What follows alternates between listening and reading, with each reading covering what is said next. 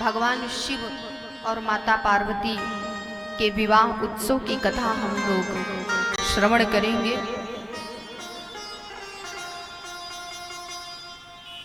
सज्जनों, त्रेता युग की चर्चा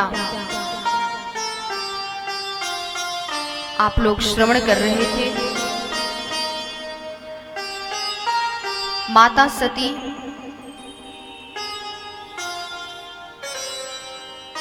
अपने पिता दक्ष के यहाँ गई। भगवान शंकर के लाख समझाने पर वो नहीं मानी, जिसका परिणाम उन्हें कितना भुगतना पड़ा। पति के वियोग की अग्नि में जली, पति के अपमान से उत्पन्न स्वयं के क्रोध की अग्नि में जली,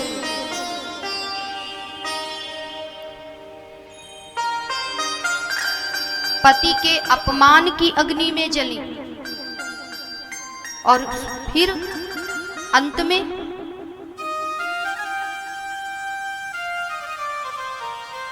भगवान शिव का जो अपमान उनके पिता ने किया था, उस अपमान को देखकर उनसे अब सहा नहीं गया।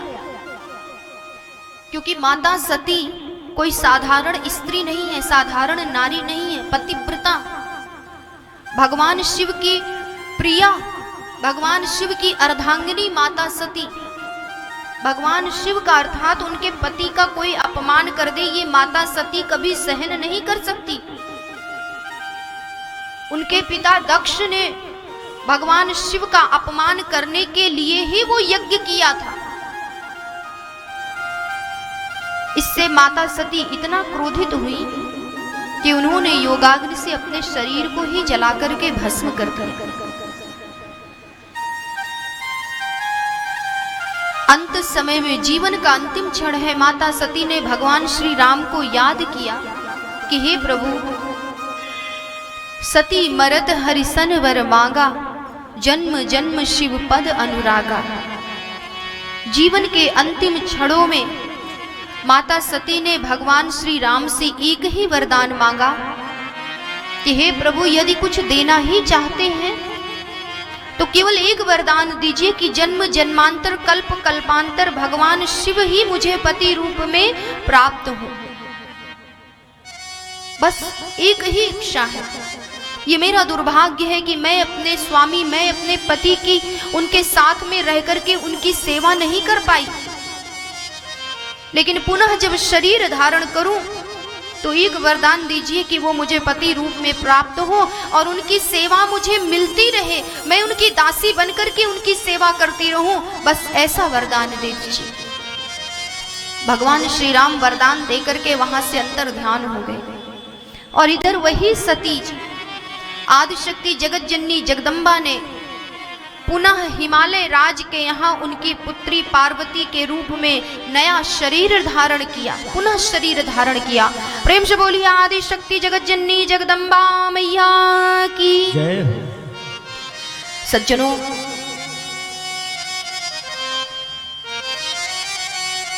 नग राज के यहाँ, हिमालय राज के यहाँ पार्वती जी का जन्म होता है, अवतार लेती है माता आदिशक्ति। समय धीरे धीरे व्यतीत होने लगा, माता पार्वती जी भी कुछ बड़ी हो गई। एक दिन नारद जी का आगमन होता है। नारद जी को देख करके पार्वती जी के माता पिता हिमालय राज और माता मैना नारद जी को प्रणाम करके उनको उच्च आसन पर विराजमान करते हैं। अपनी पुत्री पार्वती को बुला करके उनके चरणों में प्रणाम करवाते हैं और तत्पश्चात निवेदन करते हैं माता पिता कि हे ऋषिवर, आप तो त्रिकालदर्शी हैं, मेरी पुत्री में क्या गुण है, क्या दोष है, गुण और अवगुण दोनों को विचार करके बताइए, किसके भाग्य में विधाता ने लिखा क्या है।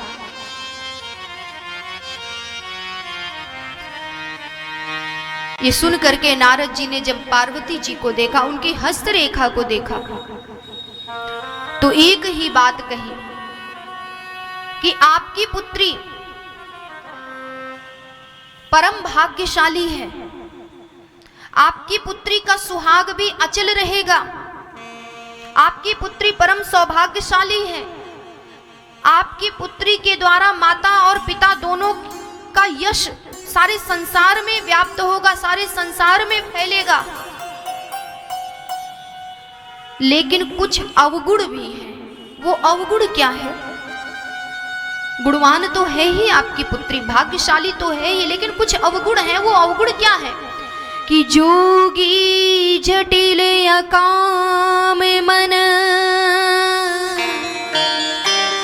नगन अमंगल वेश, अस स्वामी यही कहाँ मिलही, परिहस्त यस रेख। नारद जी ने कहा कि जोगी जटिल अकाम मन, नगन अमंगल वेश। आपकी पुत्री का विवाह जिसके साथ होगा उसके ना माता का पता होगा ना पिता का पता होगा। अमंगल जिसका वेश होगा, जो एकांकी निवास करने वाला होगा, अकेले रहने वाला, आगे पीछे कोई नहीं, ऐसा पति आपकी पुत्री को प्राप्त होगा। ये अवगुण है आपकी पुत्री के, लेकिन ये अवगुण भी गुण में बदल सकते हैं। कैसे? क्योंकि जिस वेश की मैंने आपसे चर्चा की, जिस वेश के बारे में मैंने आपको बताया, वो वेश तो केवल भगवान शिव का है, और भगवान शिव तो दुराराध्य है, उन्हें कोई ऐसे प्राप्त नहीं कर सकता। यदि भगवान भोलेनाथ ही इसे पति रूप में प्राप्त हो जाए तो आपकी पुत्री का जो अवगुण है वो भी गुण में बदल जाएगा। लेकिन भगवान शिव को पति रूप में प्राप्त करने के लिए आपकी पुत्री को कठिन तपस्या करनी पड़ेगी। वन में जा करके इसे कठिन तप करना पड़ेगा।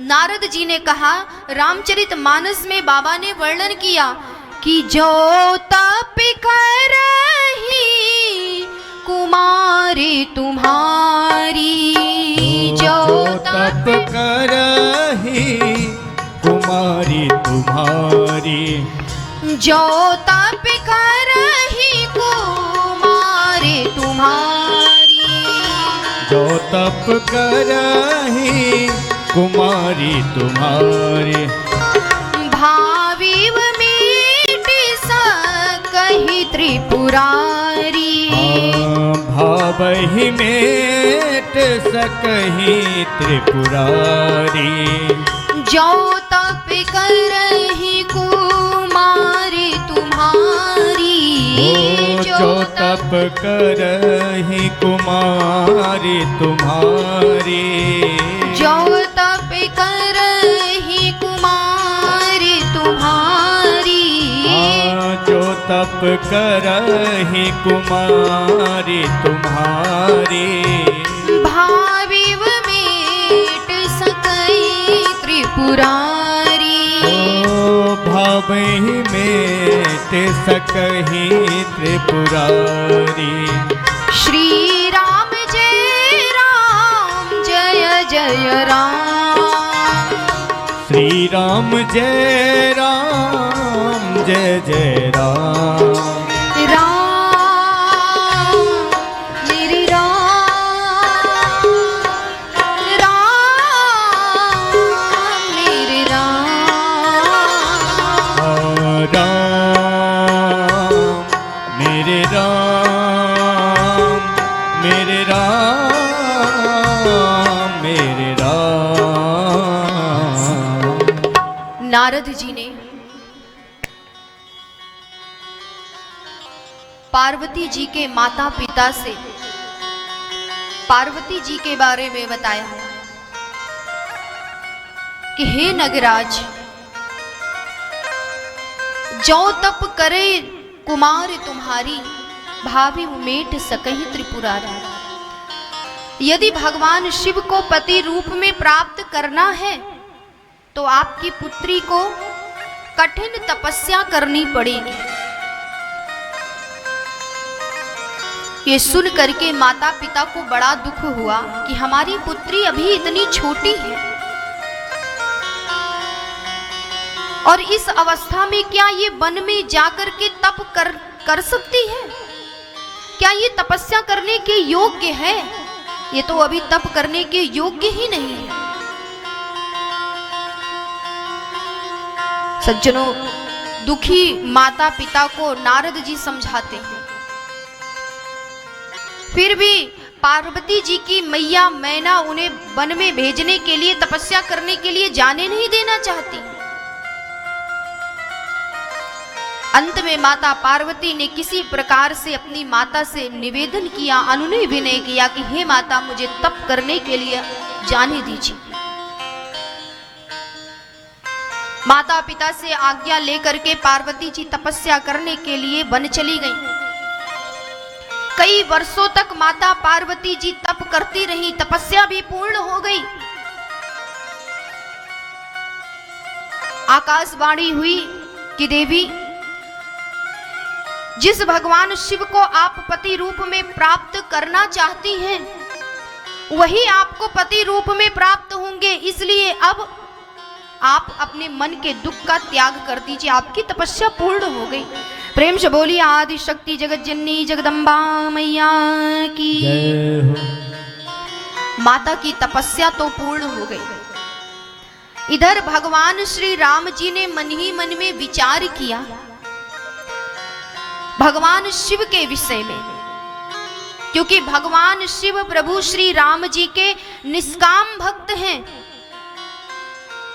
निष्काम भक्त कभी भी कुछ मांगते नहीं हैं। रामचरितमानस में भगवान के जो निष्काम भक्त हैं उन भक्तों में एक भगवान शिव हैं, जिसके मस्तक से गंगा जी बहती हैं। दूसरा भक्त है केवट, जिसके चरणों के नीचे से गंगा बहती है। और तीसरे भक्त हैं स्वयं भगवान श्री राम के भैया भरत लाल जी। ये सब निष्काम भक्त हैं। ये भगवान से कभी नहीं मांगते, बल्कि भगवान अपने निष्काम भक्तों से ही मांग लेते हैं। भगवान शिव निष्काम भक्त हैं, इसलिए भगवान श्री राम जी ने विचार किया कि मेरे कारण आज भगवान शिव दुखी है। भगवान शिव की पत्नी अब उनके साथ में नहीं है, सती जी साथ में नहीं है। और वास्तव में सज्जनों, जब से सती जी ने शरीर का परित्याग किया, भगवान शिव दुखी रहने लगे थे, क्योंकि सती जी परम भक्तिमती थी, पतिव्रता स्त्री थी, भगवान शिव की प्रिया थी। और पत्नी के चले जाने से भगवान शिव दुखी रहते थे। यत्र तत्र कहीं भी भगवान की कथा होती, राम जी की कथा होती, तो कथा सुनने के लिए, जगत का कल्याण करने के लिए वो विचरण करते थे, इधर उधर घूमते रहते थे, विचरते रहते थे। लेकिन मन तो दुखी था ही, क्योंकि पत्नी चली गई छोड़ करके।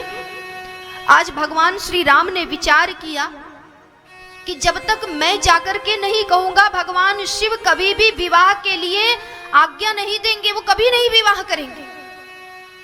इसलिए मुझे भगवान शिव के दुखों को दूर करने के लिए वहां जाना ही पड़ेगा। करुणा के सागर, दया के सागर राम जी हैं, जो अपने भक्तों को कभी दुखी नहीं देख सकते। अपने भक्तों के लिए वो आवश्यकता पड़ी तो भिक्षा भी मांग लेते हैं।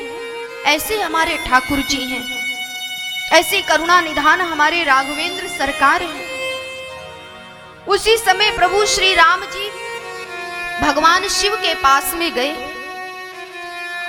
और भगवान शिव को प्रणाम करके कहते हैं कि हे देवाधिदेव महादेव भगवान भोलेनाथ, आज मैं आपसे कुछ याचना करने के लिए आया हूं। धन्य है रघुनाथ जी, धन्य है ठाकुर जी। अपने कल्याण के लिए नहीं, अपने भक्त के कल्याण के लिए आज वो याचना करने आए हैं। याचक बनकर के झोली पसार करके भिक्षा मांग रहे हैं। जो सारे संसार को देने वाले हैं, जिससे सारा संसार मांगता है, आज वो परमात्मा भगवान शंकर से मांग कर रहे हैं। क्या मांग रहे हैं कि हे देवादिदेव महादेव, अब बिनती मम सुनहु शिव, जो मो परे निज ने,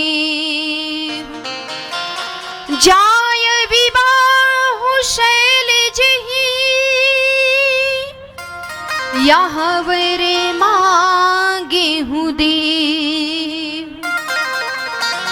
झोली पसार करके याचना कर रहे हैं कि अब बिनती मम सुनहु शिव, जो मो पर निज नेहु, जाय विवाहु शैल जेहि, यहवर मांगे देव।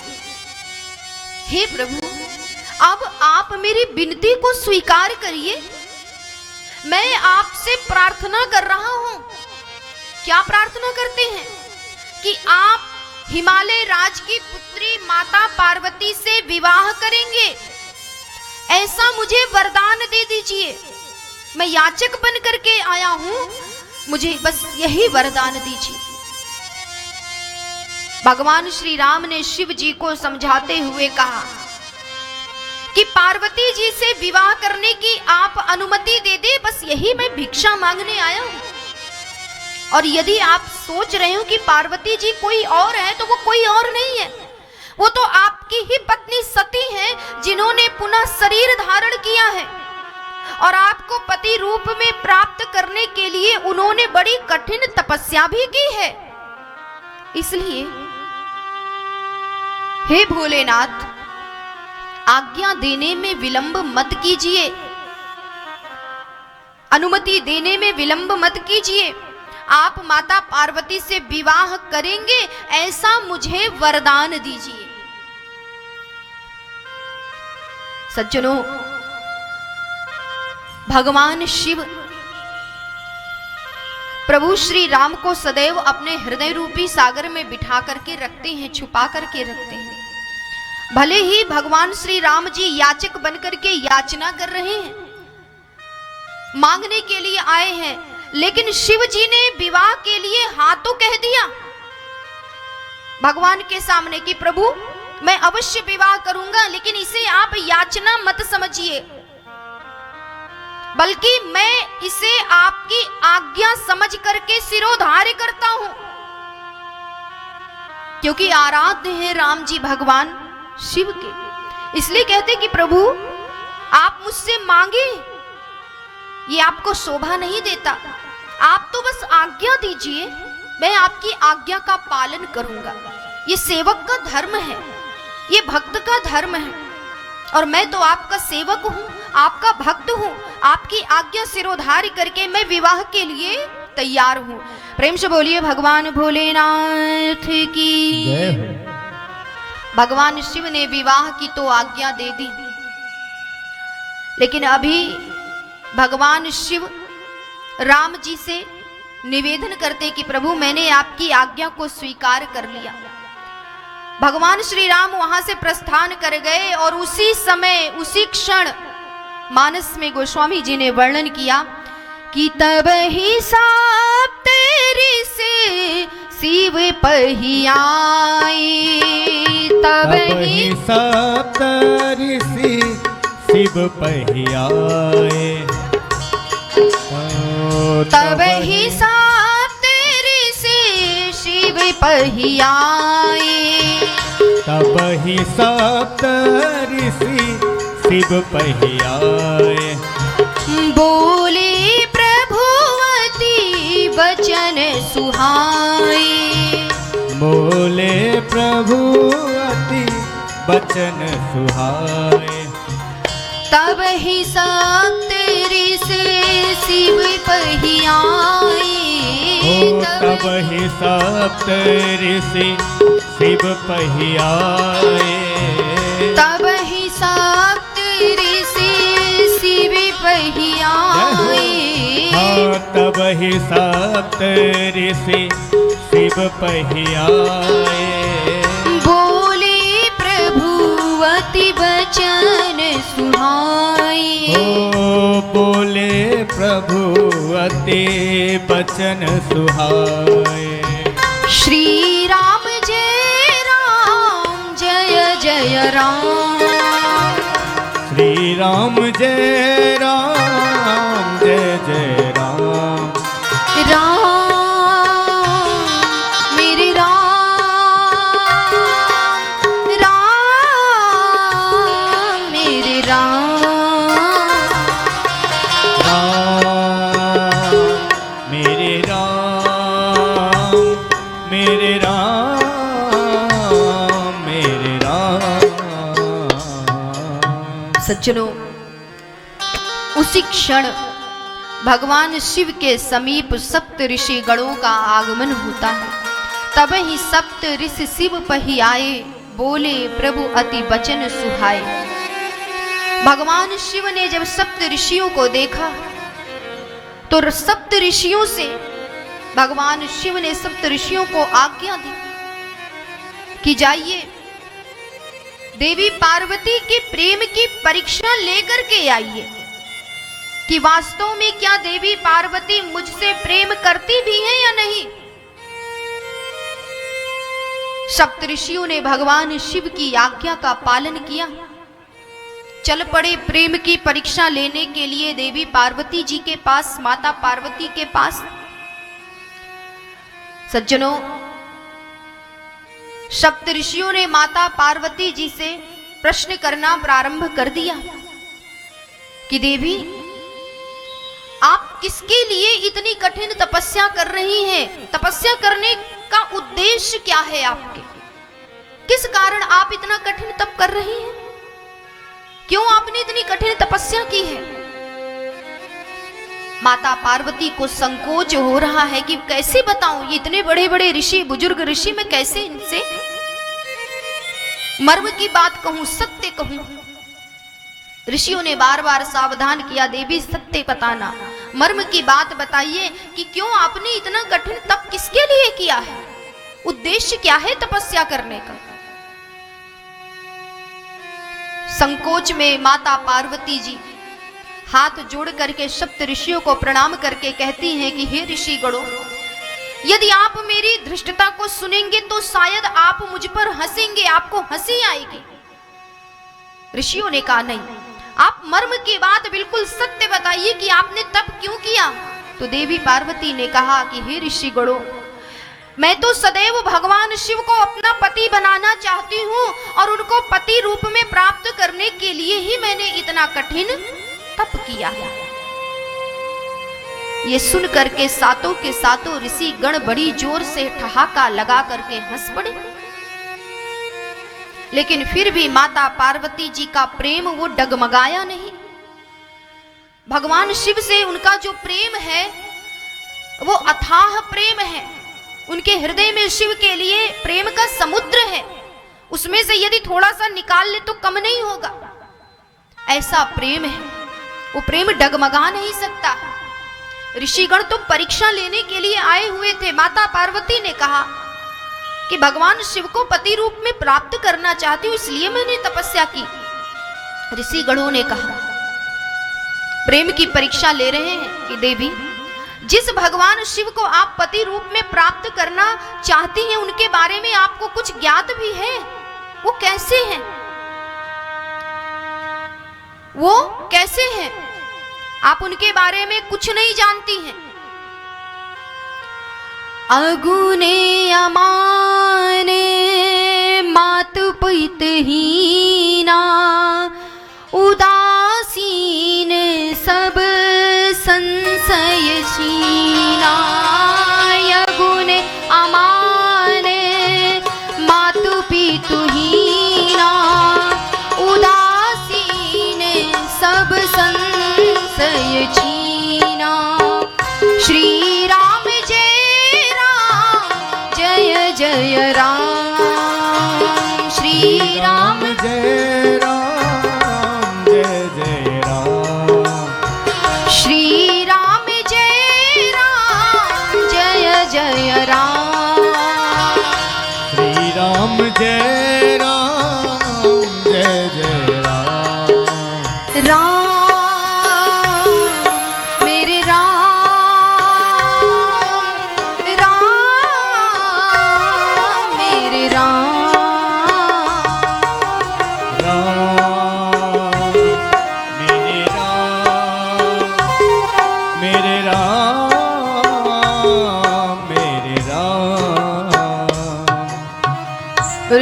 कहा कि देवी, अगुण अमान मातु पितु हीना।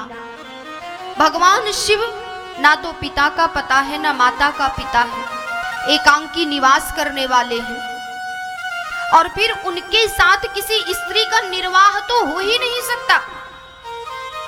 आप उन्हें कैसे पति रूप में प्राप्त कर सकती हैं? अरे उनसे सुंदर, उनसे श्रेष्ठ तो भगवान श्री हरि विष्णु हैं। आप उनके विषय में क्यों नहीं सोचती? उनके विषय में क्यों नहीं विचार करती? माता पार्वती ने सप्तऋषियों के सामने बड़ा ही सुंदर उत्तर दिया कि हे ऋषिगणों, जो बातें आप मुझे अभी बता रहे हैं वो बातें तो मेरे गुरुदेव ने मुझसे पहले ही बता दिया था। अगुण अमान मातु पितु हीना, उदासीन सब संशय छीना, ये बात तो मैं पहले ही जानती थी कि भगवान शिव एकांकी निवास करने वाले हैं, माता पिता का पता नहीं है, अमंगल वेशकारी है। लेकिन फिर भी मैं भगवान शिव को ही पति बनाना चाहती हूं। इसे आप मेरी धृष्टता ही क्यों ना समझे, मेरी मूर्खता ही क्यों ना समझे। मैं आज आपको एक बात बताना चाहती हूं कि ये प्रेम का संबंध, प्रेम जो होता है वो जिससे एक बार हो जाए वो भी सच्चा प्रेम, वो चाहे गोरा हो चाहे काला हो, चाहे लंगड़ा हो चाहे लूला हो, कैसा भी हो, उसे वह सबसे अधिक प्रिय होता है। तो भगवान शिव चाहे जैसे हो, मुझे उससे कोई फर्क नहीं पड़ता। मैं तो केवल भगवान शिव को ही अपना पति बनाना चाहती हूं। मैं उन्हीं से प्रेम करती हूं। वो क्या है, वो कैसे है, मुझे उससे कोई लेना देना नहीं है। तो जिसको जिससे प्रेम है वही उसके लिए श्रेष्ठ है। इसलिए भगवान श्री हरि नहीं, भगवान शिव ही मेरे लिए श्रेष्ठ है। ये सुन करके सप्त ऋषिगण प्रसन्न हो गए। गुरु की निंदा का भी कोई प्रभाव नहीं पड़ा, माता पिता की निंदा का भी कोई प्रभाव नहीं पड़ा। पार्वती जी के प्रेम को ये सप्त ऋषिगण डगमगा नहीं पाए, हार मान गए। आए थे परीक्षा लेने के लिए लेकिन हार गए। ये कोई साधारण परीक्षार्थी नहीं है और ना ही साधारण परीक्षक है। परीक्षार्थी भी असाधारण है और परीक्षक भी असाधारण है। सप्त ऋषिगण है। माता पार्वती जी के प्रेम की परीक्षा पूर्ण हुई। माता आदिशक्ति जगदम्बा के चरणों में प्रणाम करते हुए ये सारे के सारे ऋषिगण मन ही मन में प्रसन्न हो गए। और रामचरितमानस में गोस्वामी जी ने वर्णन किया, देखी प्रेम बोले मुनि ज्ञानी, देखी प्रेम बोले मुनि ज्ञानी, देखी प्रेम बोले मुनि ज्ञानी, देखी प्रेम बोले मुनि ज्ञानी, जय जय जय जगदम्ब भवानी, जय जय जय जगदम्ब भवानी, देखे प्रेम बोले मुनि ज्ञानी, देख प्रेम बोले मुनि ज्ञानी, देखे प्रेम बोले मुनि ज्ञानी, हो देख प्रेम बोले मुनि ज्ञानी, जय जय जय जगदम्ब भवानी, ओ जय जय जय जगदम्ब भवानी, श्री राम जय राम जय जय राम, श्री राम जय राम जय जय राम, राम मेरे राम, राम मेरे राम, राम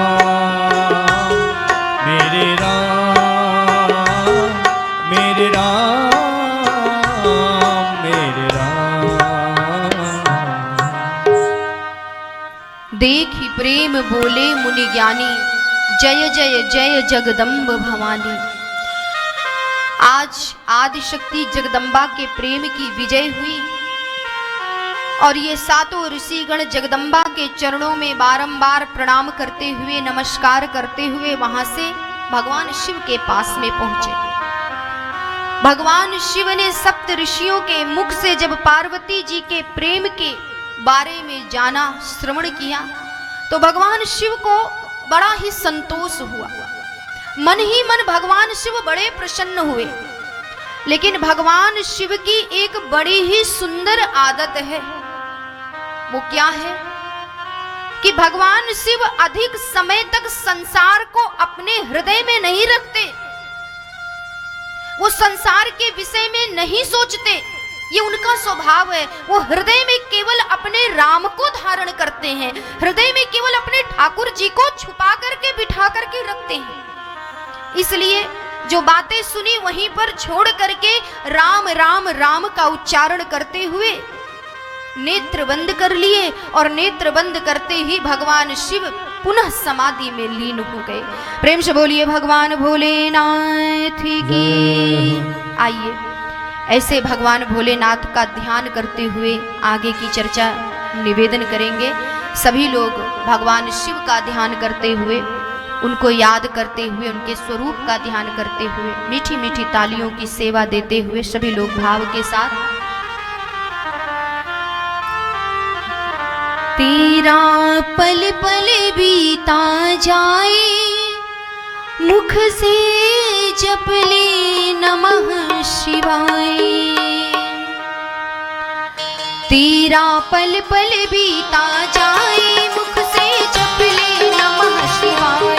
तेरा पल पल बीता जाए, मुख से जप ले नमः शिवाय। तेरा पल पल बीता जाए, मुख से जप ले नमः शिवाय। हाँ, तेरा पल पल बीता जाए, मुख से जप ले नमः शिवाय। ओम नमः शिवाय, ओम नमः शिवाय, ओम नमः शिवाय, ओम नमः शिवाय, ओम नमः शिवाय, ओम नमः शिवाय। ओम नमः शिवाय, ओम नमः शिवाय। तेरा पल पल बीता जाए, मुख से जप ले नमः शिवाय। तेरा पल पल बीता जाए, मुख से जप ले नमः शिवाय।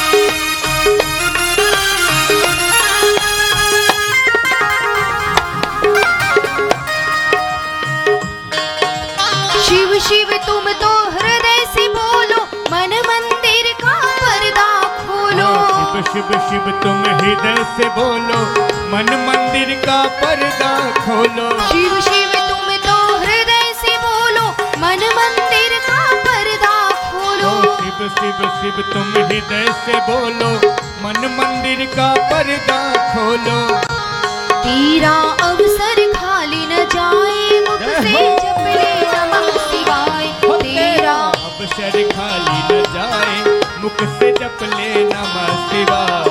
तेरा अवसर खाली न जाए, मुख से जप ले नमः शिवाय। हाँ, तेरा पल पल बीता जाए, मुख से जप ले नमः शिवाय। ओम नमः शिवाय, ओम नमः शिवाय, ओम नमः शिवाय, ओम नमः शिवाय, ओम नमः शिवाय, ओम नमः शिवाय। ओम नमः शिवाय, ओम नमः शिवाय। तेरा पल पल बीता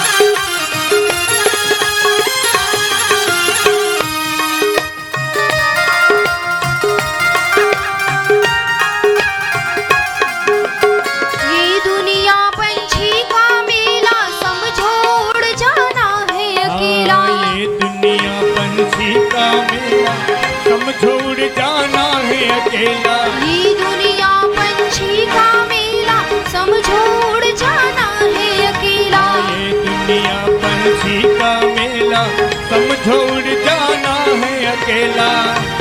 तेरा तन मन साथ न जाए, मुख से जप ले नमः शिवाय। तेरा तन मन बीता जाए, मुख से जप ले नमः शिवाय। तेरा तन मन साथ न जाए, मुख से जप ले नमः शिवाय। तेरा पल पल बीता जाए, मुख से जप ले नमः शिवाय। ओम नमः शिवाय, ओम नमः शिवाय, ओम नमः शिवाय, ओम नमः शिवाय।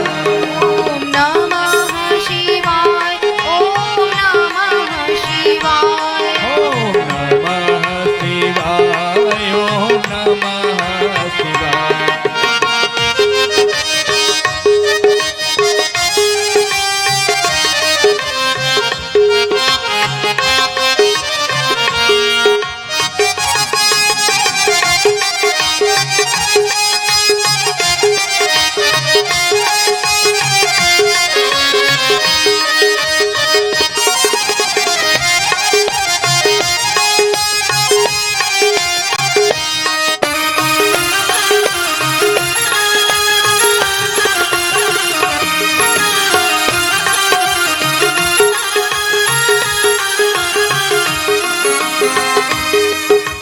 शिव पूजन में मस्त रहे जा, भक्ति सुधा रस पान किए जा। शिव पूजन में मस्त लिए जा, विष्णु सदा रस पान किए जा। शिव पूजन में मस्त रहे जा, भक्ति सुधा रस पान किए जा। शिव पूजन में मस्त किए जा, भक्ति सुधा रस पान किए जा।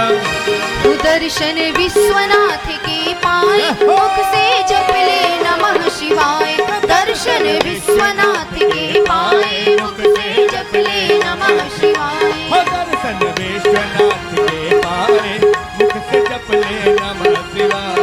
ओम नमः शिवाय, ओम नमः शिवाय। ओम नमः शिवाय, ओम नमः शिवाय। ओम नमः शिवाय, ओम नमः शिवाय।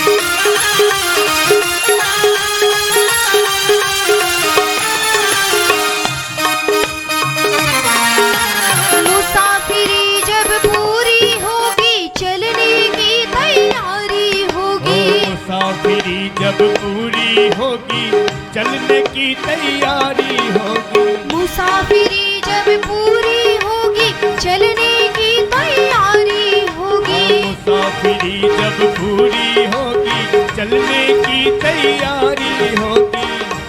तेरा पिंजड़ा यहीं रह जाए, मुख से जप ले नमः शिवाय। तेरा पिंजड़ा यहीं रह जाए, मुख से जप ले नमः शिवाय।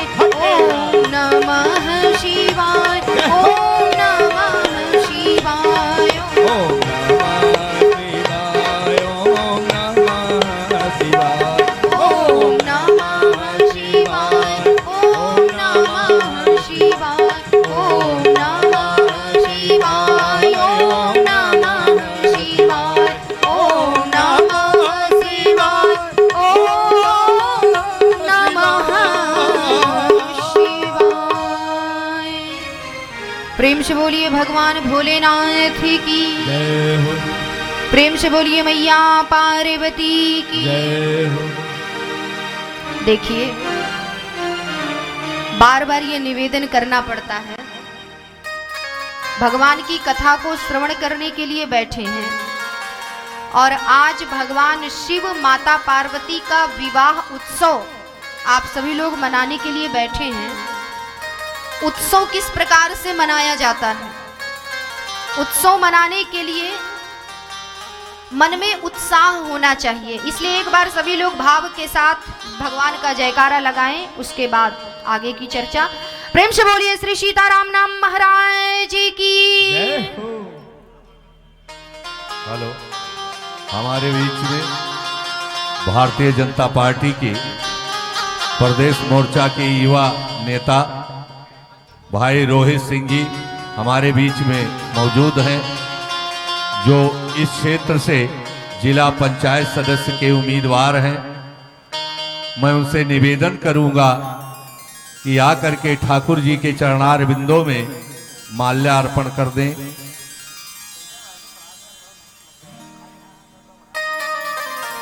बहुत ही अच्छे समाज सेवी शुरू से, और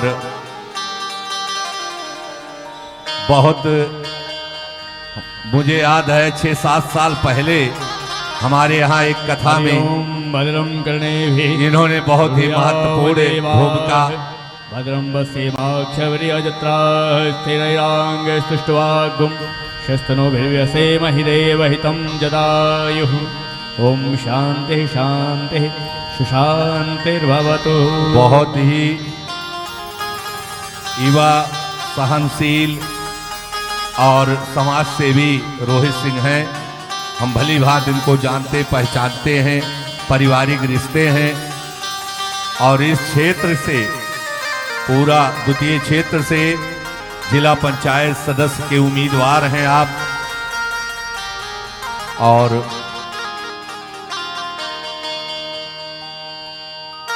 भगवान इनकी मनोकामनाओं को पूर्ण करे।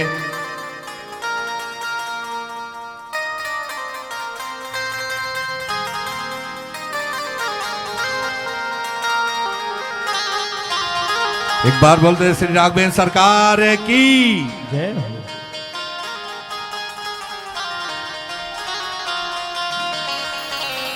प्रेम से बोलिए श्री सीताराम नाम महाराज जी की। जय हो। श्री ठाकुर जी महाराज जी की जय हो। सज्जनों, अभी अभी आप लोगों ने भैया रोहित जी के द्वारा ठाकुर जी का पूजन हुआ, माल्यार्पण हुआ, और मैं अपने वाणी के माध्यम से ठाकुर जी से बस यही प्रार्थना करूंगी कि इनकी जो भी मनोकामना है भगवान इनकी मनोकामना को पूर्ण करें। और इस कथा पांडाल में हमारे बीच में, आप सबके बीच में उपस्थित हैं सभी बड़े बुजुर्गों का आशीर्वाद उन्हें प्राप्त है। भगवान से यही प्रार्थना कि उनकी जो भी इच्छा हो ठाकुर जी पूर्ण करें। और इसी के साथ मैं आगे की कथा को निवेदन करूंगी। प्रेम से बोलिए वृंदावन बिहारी लाल की जय हो। सज्जनों, मैं निवेदन कर रही थी कि सप्त ऋषिगण माता पार्वती की परीक्षा लेने के पश्चात जब भगवान शिव के पास में पहुंचे,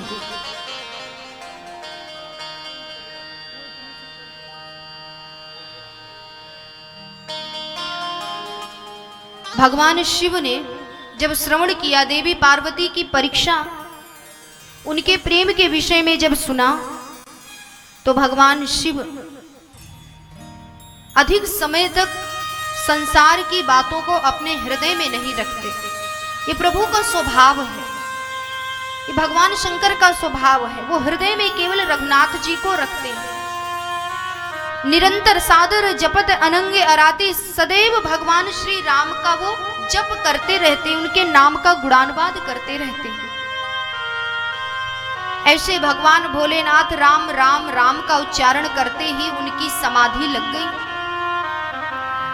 इधर भगवान शिव की समाधि लगी और उधर तारकासुर नाम का एक बड़ा भारी राक्षस उत्पन्न हो गया, जो कि देवताओं पर अनेक प्रकार से अत्याचार करने लगा। देवता उस पापी राक्षस से बड़े भयभीत, बड़े परेशान। सारे के सारे देवतागण मिलकर के ब्रह्मा जी के पास में गए, निवेदन करने लगे कि हे सृष्टि के रचयिता ब्रह्मा, अब आप ही कुछ करिए, कोई उपाय करिए। इस राक्षस का संहार कैसे हो, इसके अत्याचार से हम मुक्त कैसे होंगे। सृष्टि के रचयिता ब्रह्मा जी ने देवताओं से निवेदन किया कि हे देवतागणों,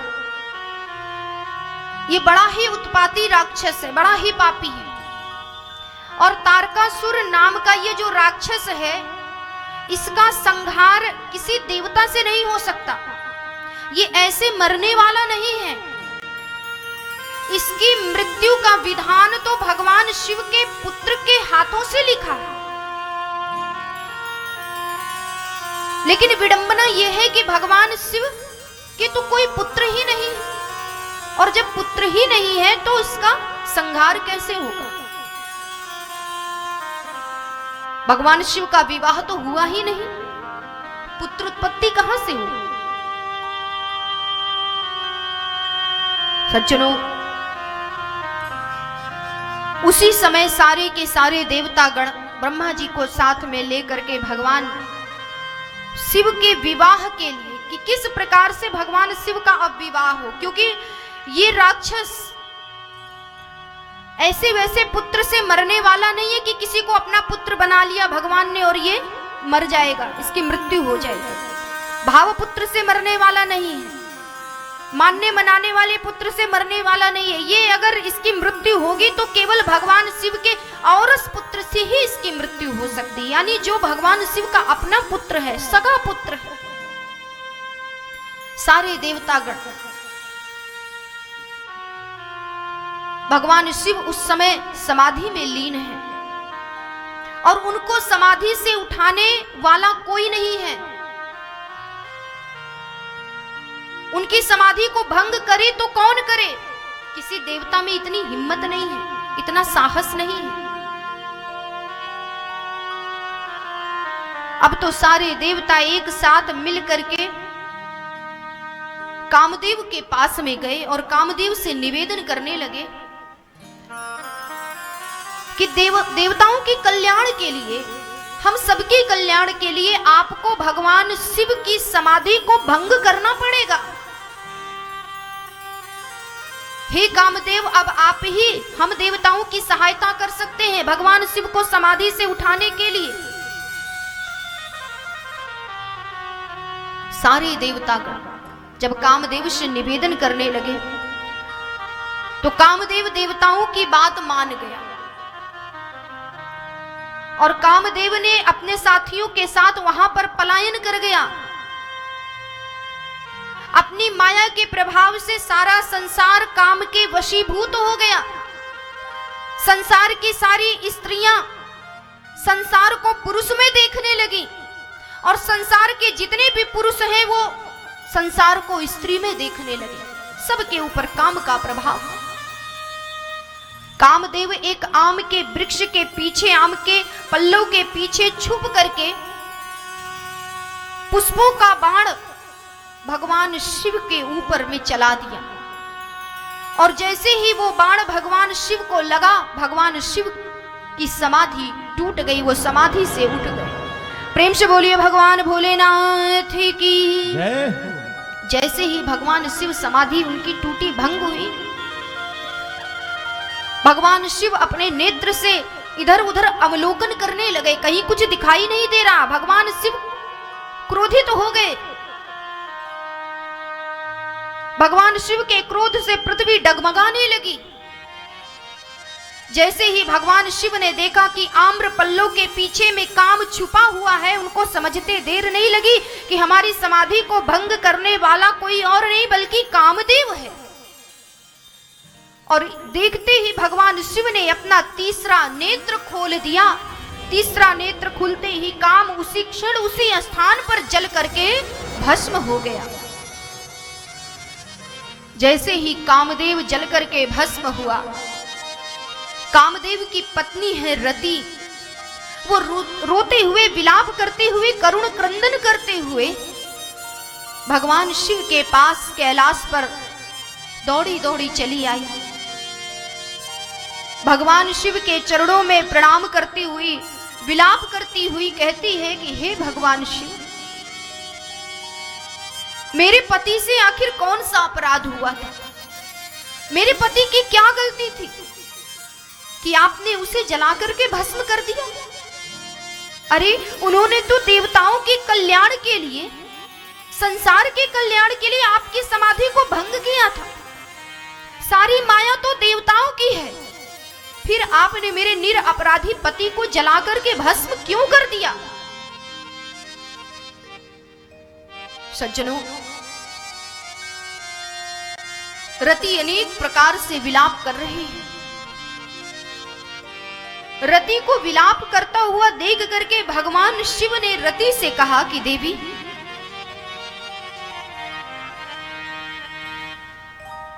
मन के दुख का त्याग कर दो। मैं तुम्हें आशीर्वाद देता हूं कि भले ही तुम्हारा पति इस समय शरीर से तुम्हारे साथ नहीं है, लेकिन आशीर्वाद स्वरूप मैं तुम्हें यह आशीर्वाद देता हूं कि आज से तुम्हारा पति अनंग रूप से तुम्हारे साथ वो सदैव रहेगा। शरीर से नहीं, लेकिन उसकी आत्मा सदैव तुम्हारे साथ में रहेगी। तुम अपने पति से बात कर सकती हो, अपने मन की व्यथा को बता सकती हो, उसके साथ में तुम रहोगी, बस शरीर से उसे इस जन्म में नहीं प्राप्त कर सकती। द्वापर युग में जब भगवान श्री कृष्ण अवतार लेंगे तो उस समय भगवान श्री कृष्ण के पुत्र के रूप में तुम्हारे पति कामदेव, तुम्हारा जो पति है, वो पुनः शरीर धारण करेगा और तब भगवान श्री कृष्ण के पुत्र जिसका नाम होगा प्रदुम्ब, उसी के साथ तुम्हारा विवाह होगा। अर्थात तुम्हारे पति से सशरीर तुम्हारा पुनर्मिलन तो द्वापर युग में होगा, लेकिन उसके पहले तुम अपने पति को शरीर से नहीं प्राप्त कर सकती, लेकिन अनंग रूप से तुम्हारा पति सदैव तुम्हारे साथ में रहेगा। प्रेम से बोलिए भगवान भोलेनाथ की जय हो। भगवान शिव ने रति को वरदान देकर के उसके दुख को दूर कर दिया। इधर देवतागण कैलाश पर्वत पर उसी समय उपस्थित हो गए, प्रकट हो गए। ब्रह्मा जी समस्त देवताओं को लेकर के कैलाश पर उपस्थित हैं। ब्रह्मा जी ने देवताओं को साथ में लेकर के निवेदन किया, भगवान शिव से प्रार्थना की कि हे देवाधिदेव महादेव, हे भगवान भोलेनाथ, हम समस्त देवताओं की एक इच्छा है, यदि आप उसे पूर्ण कर देते तो हम भी धन्य हो जाते। देवताओं ने निवेदन किया, ब्रह्मा जी ने निवेदन किया कि हम समस्त देवताओं की इच्छा है कि हम अपने नेत्रों से आपका विवाह होते हुए देखना चाहते हैं। आपके विवाह देखने का, आपके विवाह उत्सव को मनाने का हमारा सौभाग्य यदि आपकी आज्ञा हो जाए तो हमें मिल जाता। देवताओं के निवेदन को स्वीकार करके और भगवान शिव की, राम जी की आज्ञा समझ करके भगवान शिव ने उसी समय तथास्तु कह दिया कि एक तो हमारे प्रभु ने आज्ञा दी कि पार्वती से मेरा विवाह हो, मुझसे वरदान मांगा, ये मेरे प्रभु की सबसे बड़ी इच्छा है, तो भगवान राम की इच्छा को पूर्ण करना मेरा कर्तव्य बनता है और उसी बहाने देवताओं की भी इच्छा पूर्ण हो जाएगी। सारे के सारे देवता गण प्रसन्न हो गए। जैसे ही भगवान शिव ने विवाह के लिए हाँ कहा, देवताओं ने दुदुम्बी बजा दी। सारे देवता गण प्रसन्न हैं। चारों ओर भगवान शिव की जय जयकार होने लगी। हर हर महादेव की गूंज से सारा वातावरण गूंज उठा। एक बार सभी लोग प्रेम के साथ प्रेम से बोलिए भगवान भोलेनाथ की। हरे हरे महादेव, हरे हरे महादेव। आज कैलाश पर्वत पर भगवान शिव का श्रृंगार हो रहा है। और श्रृंगार कैसा है? बड़ी अद्भुत झांकी। भगवान भूत भावन भोलेनाथ की बारात बड़ी सुंदर है। सज्जनों, भगवान शिव की बारात में कौन कौन शामिल है, पहले उसके विषय में श्रवण कर लिया जाए। भगवान शिव की बारात कोई साधारण बारात नहीं है।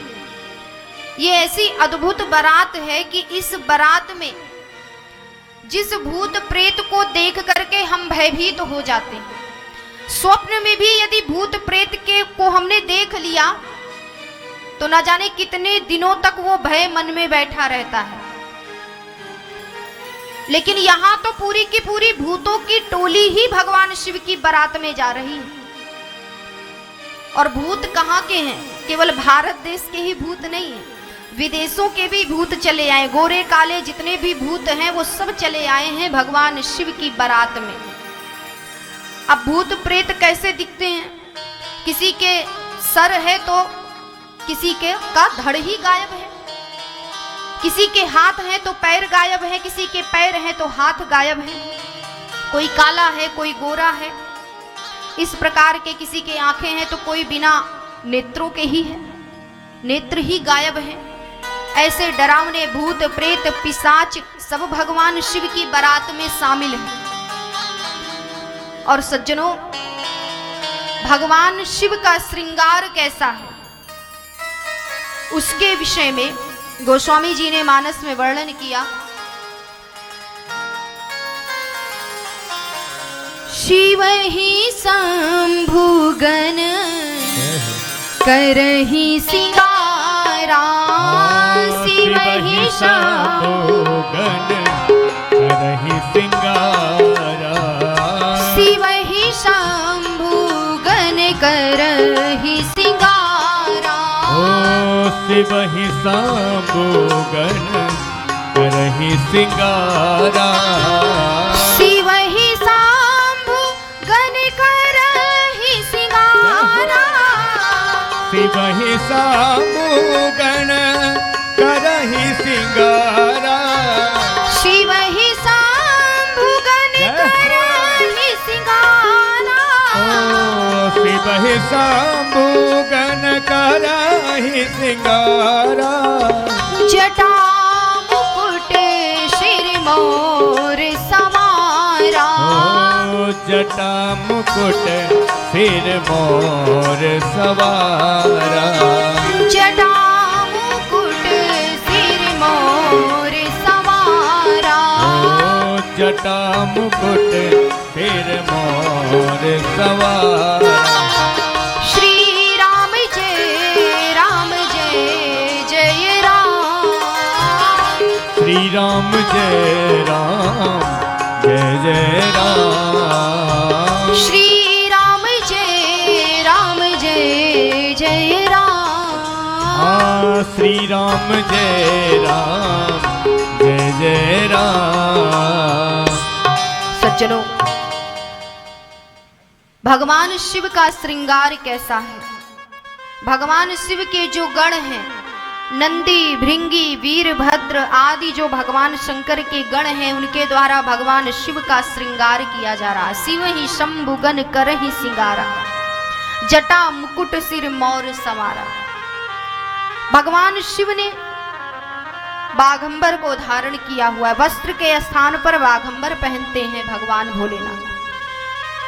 सर्पों की माला है, सर्पों का ही कुंडल है, सर्पों का ही कंकन है, सर्पों का यज्ञोपवीत भी सर्पों का ही है, और सर्पों का ही मौर भी भगवान शिव ने लगाया है। ऐसा विचित्र श्रृंगार है भगवान शिव का। भगवान शिव के बारात में देवता भी शामिल हैं, और उनकी बारात में भूत प्रेत पिशाच कीड़े मकोड़े सर्प बिच्छू सब उनकी बारात में शामिल हैं, सब जा रहे हैं। सज्जनों, आगे आगे देवताओं की बारात है जिसकी अध्यक्षता भगवान विष्णु कर रहे हैं। उसके बीच में भगवान शिव नंदी पर बैठ करके दूल्हे का वेश श्रृंगार है।